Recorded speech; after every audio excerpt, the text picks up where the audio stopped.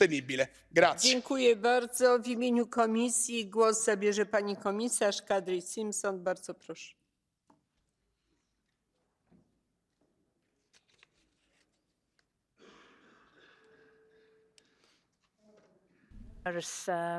Thank you for all your comments and on the specific amendments also in the ITRE report.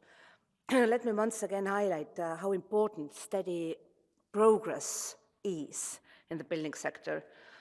And by targeting the buildings that waste the most energy first, so-called worst performing buildings, the EPBD targets those buildings where the poorest people often live, which cushions them from spiraling energy bills.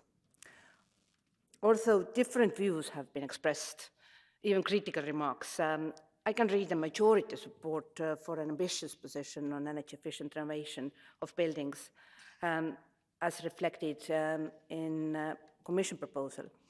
The provisions on minimum energy performance standards are among the most important ones in the revision of the EPBD to achieve the 2030 and 2050 targets, and without them, it is difficult to provide clear signals to citizens, investors and financial institutions that renovation should accelerate.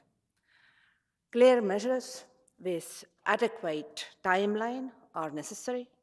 Renovations require planning, not only for building owners, but also for markets and investors. Exemptions and adaptations for some of our buildings are also necessary and warranted, and the ITRE report has taken this also into account. On financing needs, the renovation wave has facilitated an unprecedented increase of EU and public funds for building renovation for the coming years. In addition, the Social Climate Fund to be adopted will provide the necessary mid- to long-term financial support to building renovations, targeting vulnerable citizens and also SMEs as a priority to ensure that no one is left behind.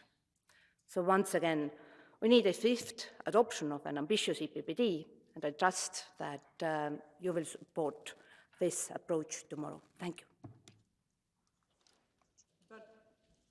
Bardzo dziękuję pani komisarz. Głos zabierze sprawozdawca, pan poseł Ciarán CUFFE. 2 minuty. Thank you, Vice President, and thank you, Commissioner Simpson. We shape our buildings, and thereafter they shape us. Those were the words of Winston Churchill talking about the bicameral political system in the UK. But actually, those words resonate with the directive that's in front of us this evening. Yes, it is about shaping buildings, but it's also about shaping the future of our planet and leaving it in a fit and healthy state.